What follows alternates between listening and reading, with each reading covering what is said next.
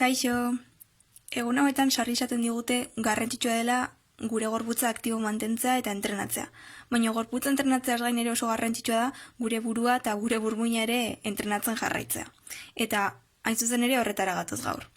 Horretarako erronka ezberdinak proposatuko dizkizuet eta, ea zenbat asmatzeko gai zareten.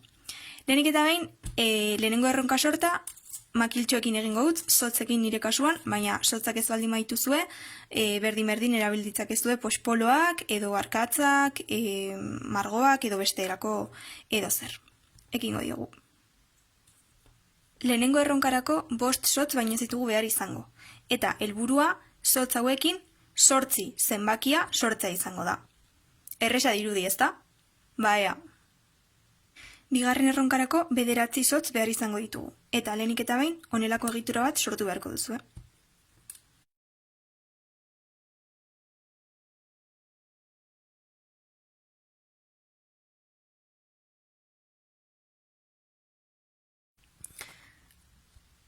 Hau izango da abia puntua. Eta helburua izango da, soilik 2 sotz mugituta, 2 lauki sortzea. Hirugarren erronka honetarako, sotzez gain, nik borragoma bat ere erabiliko dut, baina beste edozein objektu txikirekin ere berdin egin daiteke.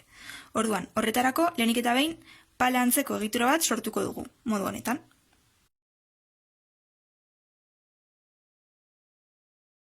Eta gure objektua erdian jarriko dugu. Orduan, helburua izango da, 2 sotz mugituz, borragoma hori palatik ateratzea.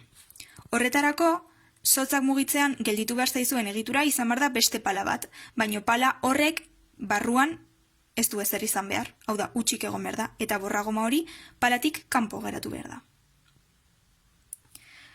Sotzen azken erronkarako 4 sotz gurutze forman kokatuko ditugu.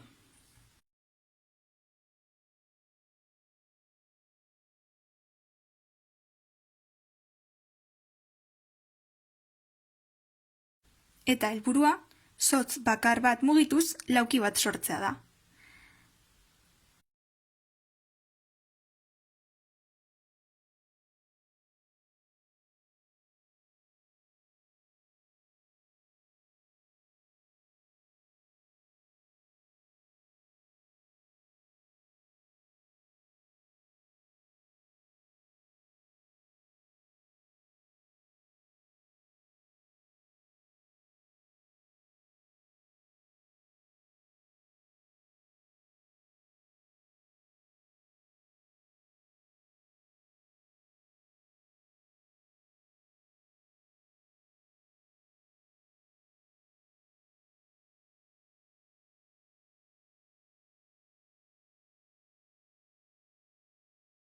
Hurrengo erronka matematikoa dugu.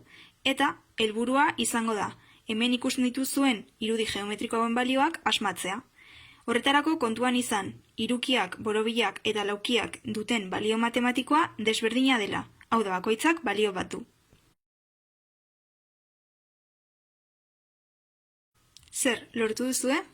Hemen daukazu emaitza. Hau da bigarren proposamen matematikoa. Ea zer moduz. Ekin. Eta hemen emaitza.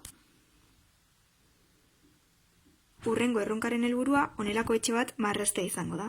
Eta horretarako baldintza, marrazten hasten garen momentuan arkatza paperetik altxatu ezin dela izango da.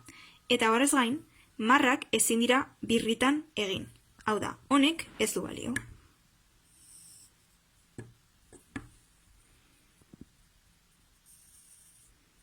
Eta berriro bueltatzea. Horrek ez du balio. Zorte hon!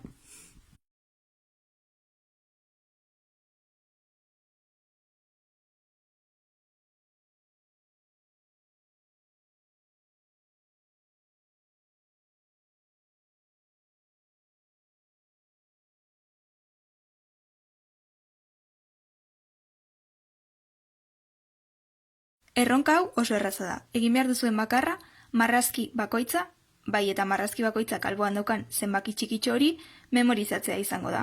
Geronik galdetu egingo dizuet. Guazen. Hementxe duzu lehenengo irudi sorta. 15 segundu dituzue albeste memorizatzeko.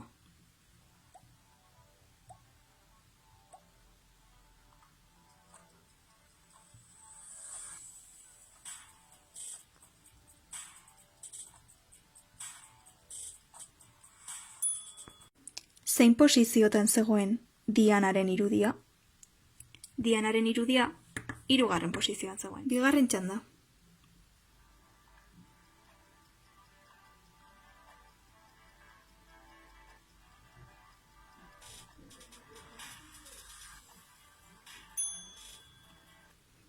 Zein posiziotan zegoen Gaietatxoa? Lehenengo posizioan. 3. irudi sorta. Hau, pixkat zailagoa.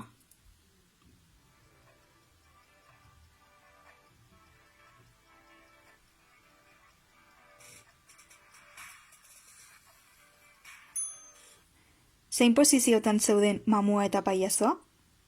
Pailazoa 5. posizioan eta mamua 8. Hurrengoa.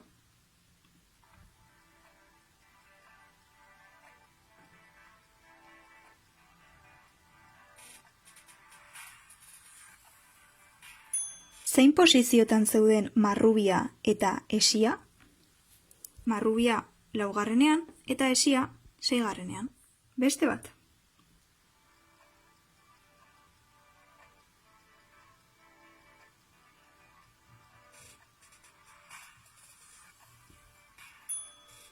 Zein posiziotan zegoen dentista?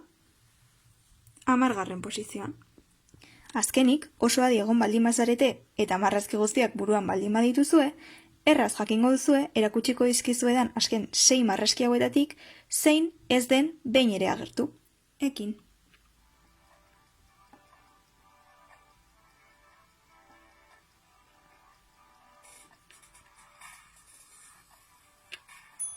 Adi egon bazarete jakingo duzue aurretik agertu ez den marrazki bakarra erregea dela. Bueno, hau izan da gure gaurko proposamena. Espero gustatu izana. Aio!